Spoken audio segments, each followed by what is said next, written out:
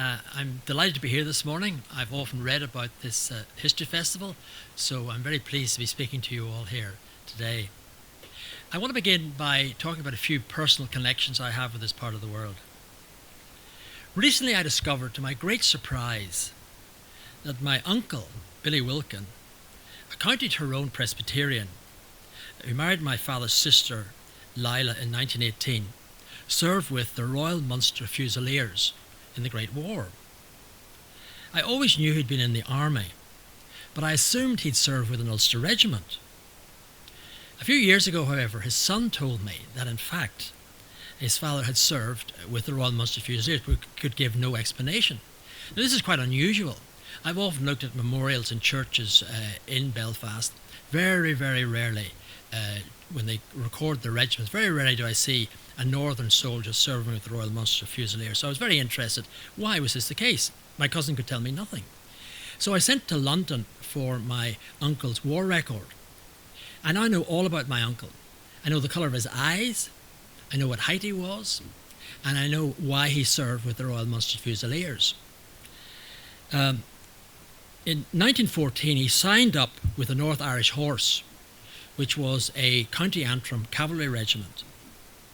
His medical record revealed that he had a minor leg injury from his pre-war time as a footballer. He played for Cliftonville.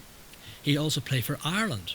He was in the Irish team 1913 to 14, and in fact he gave me one of his international caps. The medical record also revealed that it revealed he had this minor leg injury. I then found that in 1915 he was thrown from his horse and injured again. The troop was still at this stage in County Antrim. He was then sent to an officer training college in Oxford, after which he received a commission with the Royal Munster Fusiliers. My uncle, I discovered, was a Category C soldier. Now, what is a Category C soldier? Well, a Category A soldier is someone who's fit and go to the front line. Category B is someone who's got a wound but can be sent to hospital, repaired, sent back again. Category D, the lowest category, is someone who's badly wounded and has to be let go. He cannot return to the front. But Category C is someone who have a disability, an injury. You'd never dream of sending him to the front line, but he could man a barracks, he could guard an ammunition dump, he could train soldiers. And that's exactly what my uncle did. He never saw any fighting. He never left England or Ireland. He served in barracks with the Royal Munster Fusiliers, but he never actually saw any fighting. Now, he was demobilised in 1918. When I told my cousin that, he was very surprised. His father gave no indication of this. His father never talked about the war, and he assumed from that he had been, seen terrible things. That wasn't the case. But anyway, he chose not to reveal to his son exactly what he did during the war. The second connection I have with this part of the world concerns the Southern Irish Unionist leader from County Cork, the Earl of Middleton. No relation, I might add. About a year ago, I wrote a letter to the Irish Times about him. An article in the Irishman's diary concerned his sister, Albinia, who was an early Sinn Féin supporter who took an Irish name. The article referred to him as Anglo-Irish. I challenged this description in my letter, saying that before 1921 this term was rarely used and the term Irish was more appropriate. Now later on, if you want, I can give you some quotes to make that point. But anyway, after my letter appeared, I decided to do a little bit of reading on the Earl of Middleton. I actually knew nothing about him. I was making a general point. I turned to his 1936 autobiography, and there, to my horror, I discovered he describes himself not as Irish, not as Anglo-Irish, but as English. I mean, of all the people I had to choose to make this point, this seemed to be the single worst. Now, I got very nervous at this point, and I was worried in case people like Charles Lysack would pick this up, write letters to the Irish Times, exposing me as a complete fraud. Anyway, that didn't happen. So I decided to look more into this gentleman, and I have to say to you, I do think he was Irish. Now, let me give you my evidence for this. His people were called Broderick, and in the 17th century acquired substantial lands in County Middleton. They are County Cork landlords now in the 18th and 19th century. However, he was born in England, went to Eton, and was MP for several English constituencies, 1880 to 1906. In 1906, however, he lost his seat. He entered the House of Lords on the death of his father, and he was leader of the Irish Unionists in the House of Lords. He also became leader of the Irish Unionist Alliance, which represented Southern Unionists. At the 1917 Irish Convention, he led the Southern Irish delegation, which nearly did a deal. They were able to link with the old Constitutional Nationalist Party and came up with a compromise for the Irish question. But this was scuppered by Ulster Unionists and the Catholic bishops. Anyway, in July 1921, following the truce, he was one of the Irish Unionists selected by Eamon de Valera to consult with him in the Dublin Mansion House. In the course of the truce, de Valera holds these meetings in the Mansion House to meet people and come up with views.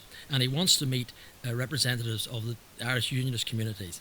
Now, a year later, in the House of Lords, this is what Middleton says. He says, de Valera invited a certain Irishman whom he considered representative for his purpose to meet him in Dublin. I happen to be one of them. So there he is, I think, calling himself an Irishman. Now, there is an argument, what makes an Irishman or an Irishwoman? Do you have to be born in Ireland? Some people say you do. A lot of people say you do. But I can think of one person in 1921 who did not say that. And that was Mr. Eamon de Valera. So when the Earl of Middleton walked through the door, he didn't say, but you weren't born in Ireland. He wouldn't have said that because the Earl of Middleton said, well, you weren't born in Ireland either. Well, the question is then, why 15 years later does he call himself English? And I have to say, I then turned to the final chapter in his autobiography. And here he reveals that in 1920, his soldier son, Grenville Peck, was killed by the IRA. And in 1921, the home of his cousin, the Earl of Bandon, was burnt to the ground, and the Earl was then kidnapped and held a prisoner for some time. So I think because of these experiences, at the end of the day, he decided he really wasn't Irish. That's how I view these statements. Anyway, we can talk about that later. This morning I want to talk more generally about what happened to Southern Protestants in the period of the Irish War of Independence and Civil War, 1919 to 23. Now, in the past, most histories of these years have said little about their plight. As well, few histories of the Church of Ireland dwell on what happened. Recently, however, the subject has received much more coverage, and some of it a cause of controversy. In the short time I have today, I intend to look at some contemporary accounts about how they experienced these tumultuous years. My source is an unusual one which has never been used before, namely speeches made by bishops at General and Local Diocesan Church of Ireland Synods 1919 to 23. A few years ago I had access to the excellent Irish Times archive which enabled me to find these. And in my new book, which I can show you here, I actually have a full chapter on this subject. Members of the Church of Ireland comprise the largest section of the Protestant population in the 26 counties which became the Irish Free State. In 1911, members of the Church numbered just under 250,000. Slightly over 3/4 of the Southern Protestant population, and nearly 8% of the total population. By the next census in 1926, however, their numbers had fallen to 165,000, a fall of over 1/3. Members were widely distributed and found in every county. In Dublin, Cork, in the 3 Ulster counties, Cavan, Monaghan, Donegal, there were sizable Church of Ireland congregations. But in other areas, especially in the west and south, parishes had few numbers. Members had a prominent role among the business and commercial world and included many of the gentry, although by this time land acts had placed most of their land in former tenants' hands. At the same time, other members, and they would have been a majority, were farmers, labourers and shopkeepers. To gain an insight into the experience of Southern Protestants during this tumultuous period 1919 to 23, I've used this source, speeches made at annual and general synods of the Church of Ireland. Now, throughout this period, A general synod of the church was held every May in Dublin, to be followed by local diocesan synods in various locations covering the whole country. This went on in spite of what was happening. These meetings happened every year. In the 26 counties, there were 29 dioceses, but organised in a variety of unions under 10 bishops and 2 archbishops. Consisting of elected lay and clerical members, the synods were concerned primarily with general church matters, but during this time contemporary political issues intruded. To assist in identifying the geographical location of the diocese, the places where the synods took place will be recorded. So when I say the Diocese of Austria, I have to tell you where it is, otherwise you won't know where I'm talking about. These events usually began with a speech by the bishop, who acted as president, and it is their speeches that were reported in the press. So I thought this was a good way of recording how they saw things over this period. Now, I cover all dioceses in my book, but here today I will pay special attention to the dioceses of Cork, Cline and Ross. As both leaders and observers of their dioceses, the bishops reflected many of the concerns and anxieties of their community. Sometimes in their speeches, they were outspoken in their comments, while at other times they were restrained, perhaps reflecting the dangerous times they lived in or concerned not to cause panic. The bishops were a very varied group. Before 1921, all were Unionists in their politics. They saw themselves as Irish Unionists. But occasionally some took a contrary position, as in 1918, when 3 bishops broke ranks with their fellow bishops to sign a declaration against partition, along with 17 Catholic bishops. Bishops Plunkett of Meath and Sterling Berry of Killaloe and Clonfert were members of the committee of the Irish White Cross Association, set up to distribute funds from America, which led to criticism from Lord Ashdown that committee members included Michael Collins and other notorious Republicans, as he called them. C.R. Dowes, Bishop of Cork, Cline and Ross, was one of 4 patrons of the Thomas McCurtain Memorial Fund and one of 2 clerical patrons, along with the Catholic Bishop of the Cork Distress Committee, set up to deal with distress and unemployment following the burning of the city. At the general election of 1918, the Sinn Féin party, with its demand for Irish independence, won 74 seats. Subsequently, relations broke down between Sinn Féin and the British government, and a guerrilla force of the Irish Republican Army, the IRA, emerged to fight Crown forces. In July 1919, at the Killaloe Synod at Nina in County Tipperary, Bishop Thomas Sterling Berry accused the government of a policy of vacillation and irritation, and then condemned strongly the murder of policemen of the Royal Irish Constabulary.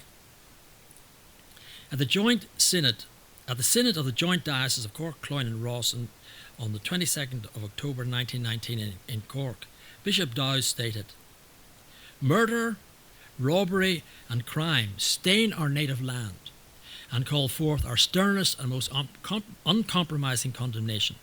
End of quote. He expressed strong sympathy and admiration for the police, quote, "who are serving their country with such splendid loyalty and who, in the discharge of their duties and in their efforts to maintain law and order, are brutally attacked and often foully murdered.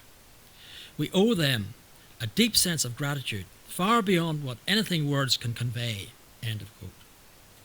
In the years 1919 to 21, a total of 90 members of the RIC lost their lives in County Cork and City. Bishop Dowes wasn't the only one to condemn these actions. The Catholic bishop also did so. He went one step further. He excommunicated the IRA. At the General Synod in Dublin in May 1920, Archbishop C.F. Darcy described how, quote, "the issues were so confused, the outlook so obscure." And then he went on to say, and how they'd been horrified by the deeds of bloodshed which had in the past few months stained the records of their country.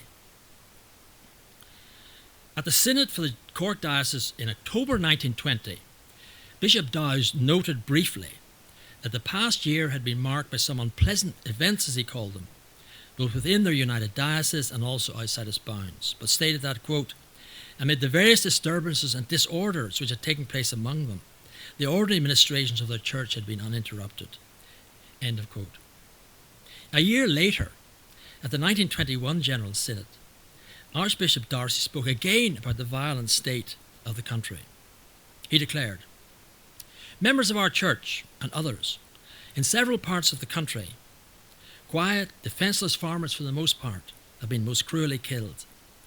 We do not know for what reasons, and can but conjecture that it was because of that their political views were not acceptable." End of quote.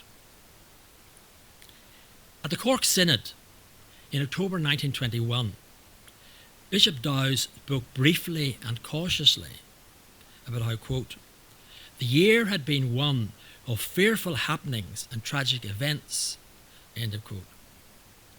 At the 1910 December general election, the 2 Cork seats and 6 out of 7 county seats had been won by the All for Ireland League, led by William O'Brien, and as policies of reconciliation between former landlords and tenants and between North and South.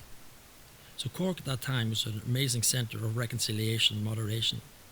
In contrast, however, during the War of Independence, according to American historian Jim Donnelly, an estimated 50 big houses or suburban villas in Cork County, mostly owned by members of the Church of Ireland, were destroyed by the IRA. Why did this happen? In some cases, their owners were seen as loyalists, representing the Crown as magistrates or Lord Lieutenants, Deputy Lieutenants, and in others as reprisals for actions of the British Army. Later, an IRA commander in West Cork, Tom Barry, described targeting the homes of loyalists in reprisal for the activities of British soldiers. He said, "Our only fear was that as time went on, there would be no more loyalist homes to destroy." End of quote. At the Cork Synod, after his brief comments, he referred to the deaths of Major George O'Connor, Tom Bradfield and Mary Lindsay. He declared, "We must hope on." Then he stated, "We thankfully recognise that throughout our diocese, so many churchmen and Roman Catholics live side by side in terms of friendship and goodwill." Let me say something more about Mary Lindsay. Mary Lindsay was from Coachford, County Cork, and in 1921 she came across an ambush being prepared by the IRA for a British Army patrol. She informed the British authorities this was happening. She also sent word to the IRA that she'd done this to warn them, but they paid no attention. So the ambush went ahead, and the IRA were defeated and members were captured and put in jail. What then happened was that she then was seized by the IRA and her house burnt to the ground and she was kept a prisoner.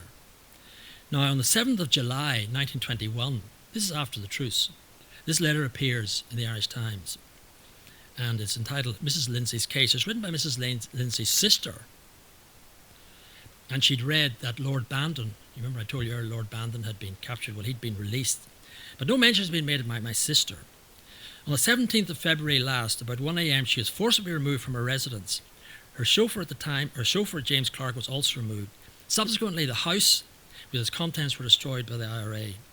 The members of her family have been unable to obtain any information about her. Mrs. Lindsay is 60 years of age and physically unfit to undergo, without bad results, the hardships which she must have been called upon to endure.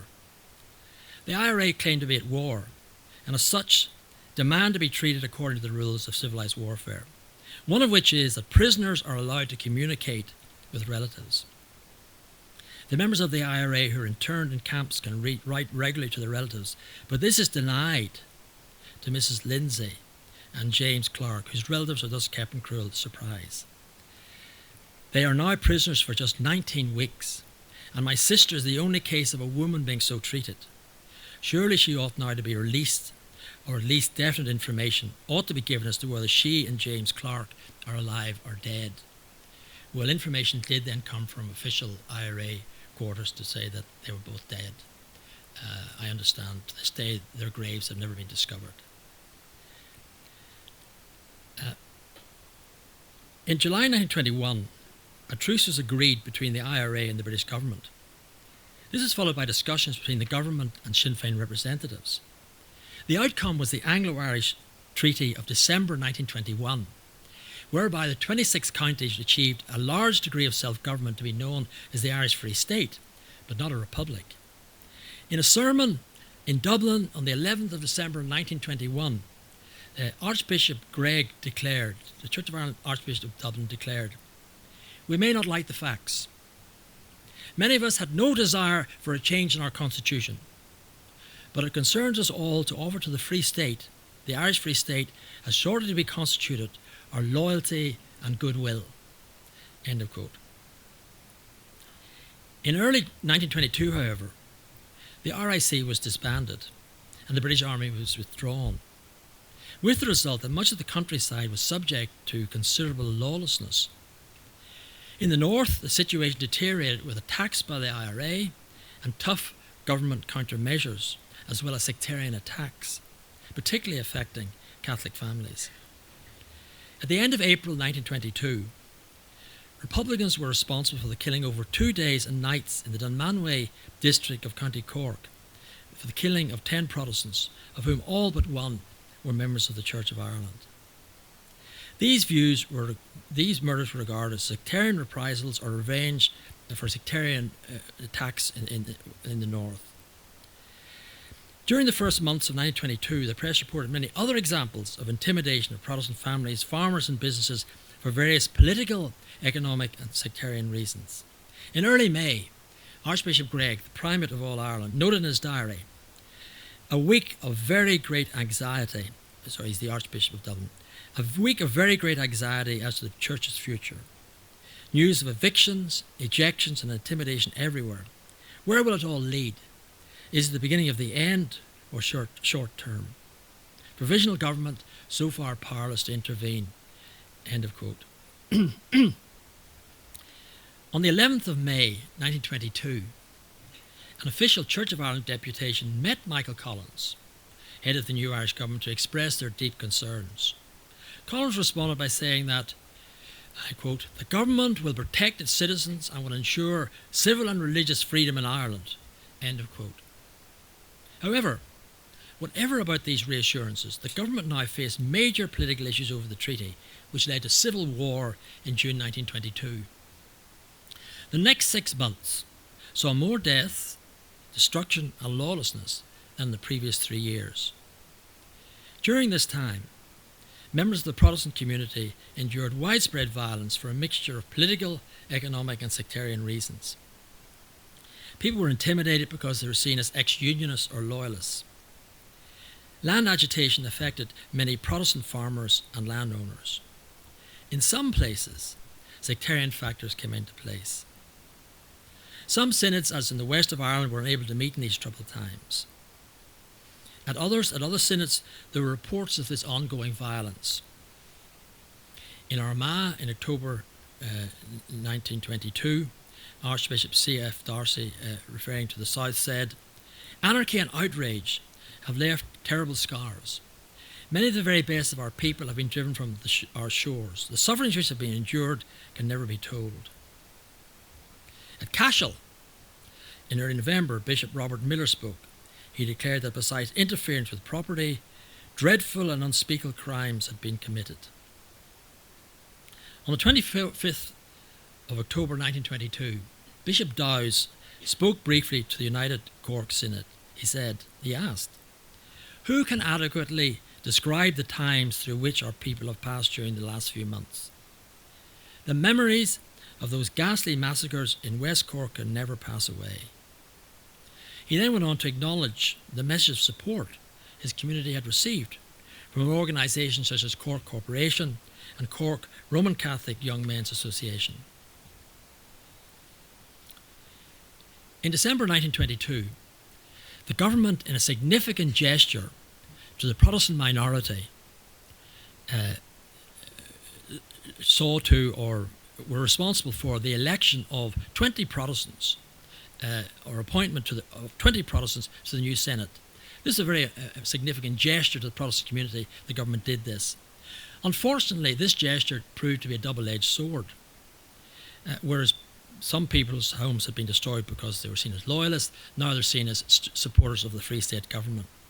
Many of their homes were torched by Republicans because now their owners were viewed as supporters of the Free State government, and other such country homes were destroyed, making a total of 50 between January and November 1922, and another 89 between November 1922 and early spring 1923.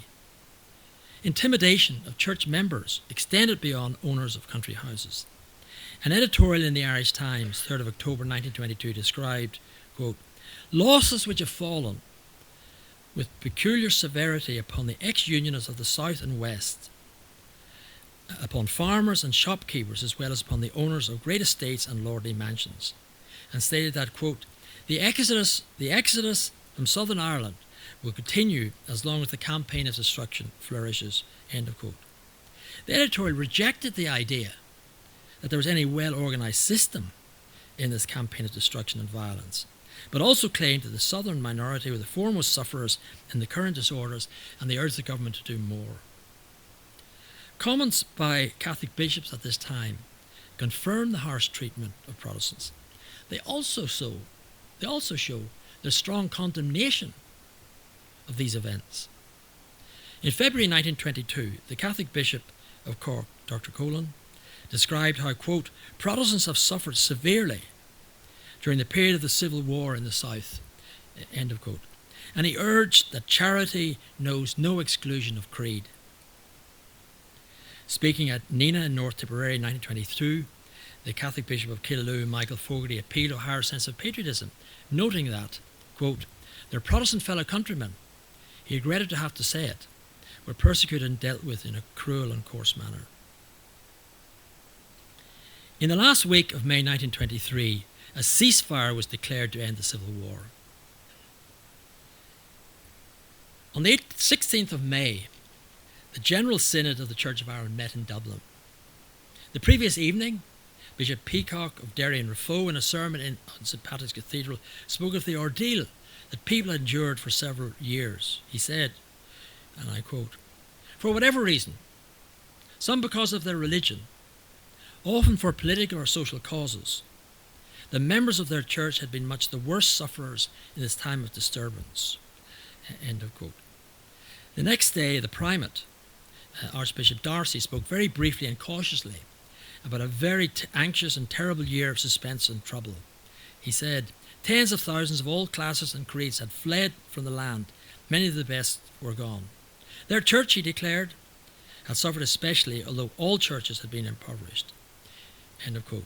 He was now hopeful that peace and order would be restored. At the Elephant Synod at Boyle, County Roscommon, in July 1923, Bishop Moore spoke of the very difficult condition of times since they last met. And he said, one of the saddest features of the situation is that so many members of our communion have been driven from the country.